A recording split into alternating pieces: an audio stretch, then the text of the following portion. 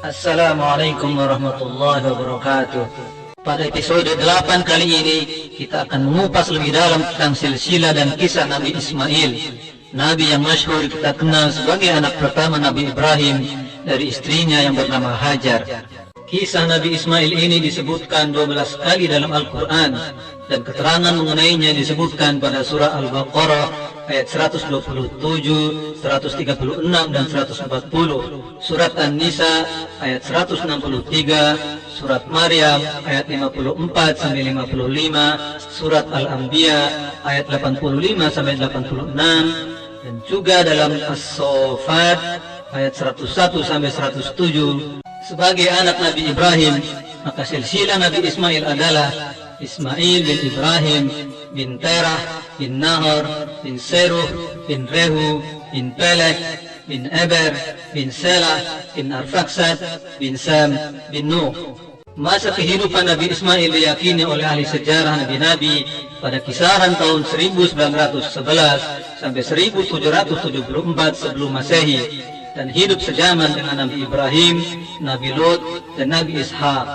Nabi Ismail diutus oleh Allah untuk menjadi Rasul bagi penduduk Mekah dan sekitarnya, seperti kabilah Bani Jurhum, kaum Amalik, dan penduduk Yaman.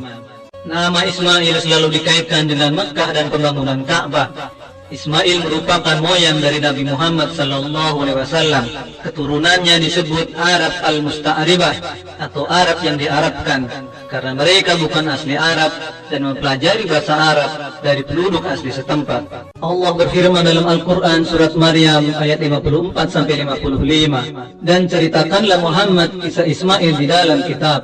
Dia benar-benar seorang yang benar janjinya, seorang Rasul dan Nabi, dan dia menyuruh keluarganya untuk melaksanakan sholat dan menunaikan zakat, dan dia seorang yang diridhoi di sisi Tuhannya.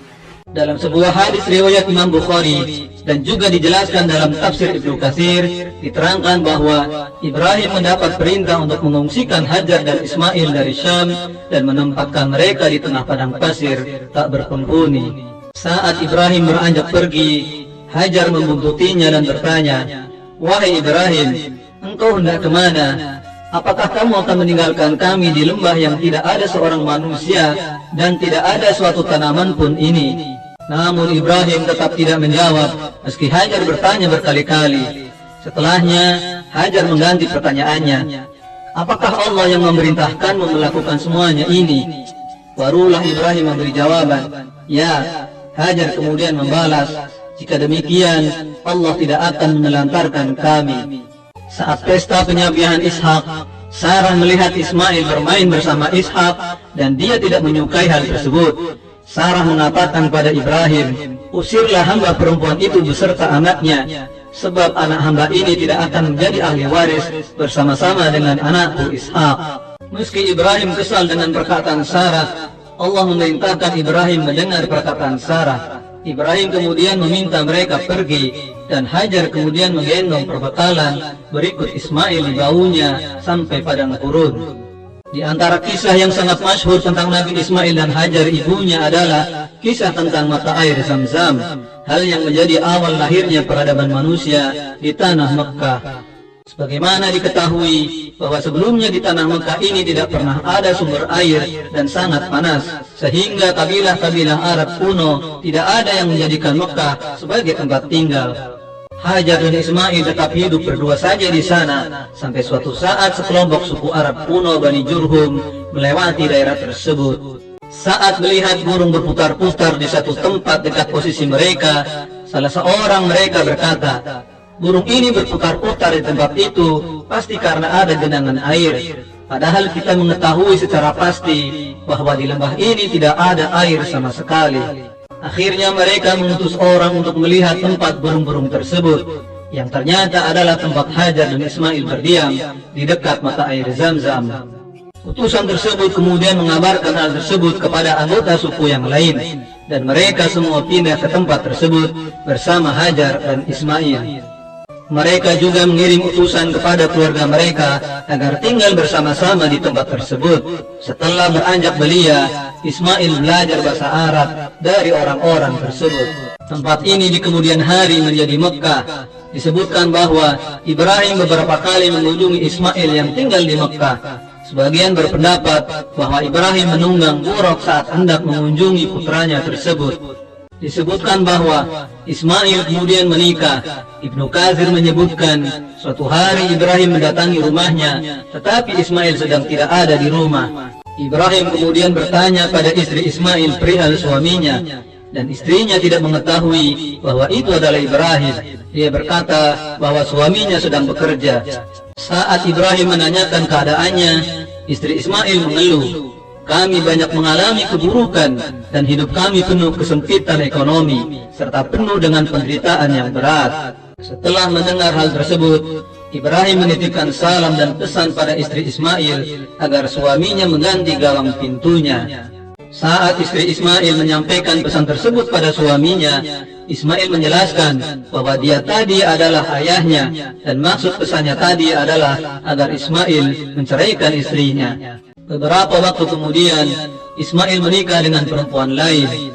Ibrahim kembali berkunjung saat Ismail sedang tidak berada di rumah. Saat Ibrahim menanyakan mengenai keadaan istri Ismail yang saat itu ada di rumah, istri Ismail menjawab, "Kami senantiasa dalam kebaikan dan cukup, sembari memuji berbagai nikmat Allah yang dikaruniakan kepada mereka." Kemudian Ibrahim menitipkan pesan pada Ismail melalui istrinya untuk memperkokoh gawang pintunya. Saat kemudian istri Ismail menyampaikan pesan tersebut pada suaminya, Ismail menjelaskan bahwa dia tadi adalah ayahnya dan maksud pesannya tadi adalah agar Ismail mempertahankan istrinya. Ada beberapa pendapat terkait identitas istri-istri Ismail. Ibnu Katsir menyebutkan bahwa istri pertama Ismail berasal dari Bani Amalik dan bernama Ammarah binti Sa'ad bin Usama bin Aqil. Sedangkan istri kedua Ismail adalah As-Sayyidah binti Mudad bin Amru al-Jurhumi.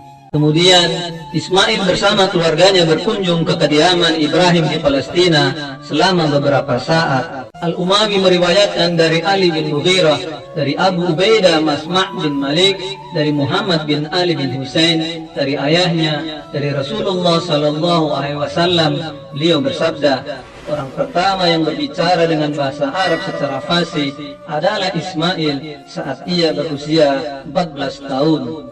Ulama nasab dan sejarah peperangan menyebutkan Ismail adalah orang pertama yang naik kuda. Sebelumnya kuda termasuk hewan liar. Lalu Ismail memanjatkan doa mustajab agar kuda bisa jinak dan doanya dikabulkan oleh Allah. Kemudian Ismail mulai menunggangi kuda.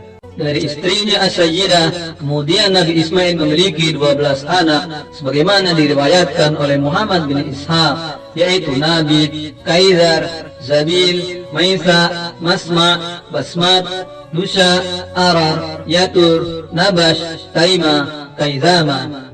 Menjelang wafatnya, Ismail berwasiat kepada saudaranya Ishaq supaya menikahkan putrinya, yaitu Basmat, dengan keponakannya, yaitu Aish bin Ishaq. Dari Aish bin Ishaq dan Basmat binti Ismail ini lahirlah keturunan yang menurunkan bangsa Romawi atau Eropa. Mereka adalah Bani Asfar atau berkulit kuning, karena Aish bin Ishaq berkulit kuning atau bule. Sedangkan nasab bangsa Arab Hijaz secara keseluruhannya merujuk kepada kedua anak Nabi Ismail, yaitu Nabit dan Kaizar. Demikian menurut Imam Ibnu Katsir. Adapun Rasulullah Muhammad sallallahu alaihi wasallam diyakini adalah keturunan Nabi Ismail dari garis Nabit atau Nebayot, baik dari garis ayahnya Abdullah ataupun dari garis ibunya Aminah. Ibnu Katsir dan beberapa ulama menyebutkan bahwa Ismail dimakamkan di Al-Hijr Ismail di samping makam Hajar. Namun sebagian pendapat menolak keyakinan tersebut karena tidak ada keterangan pasti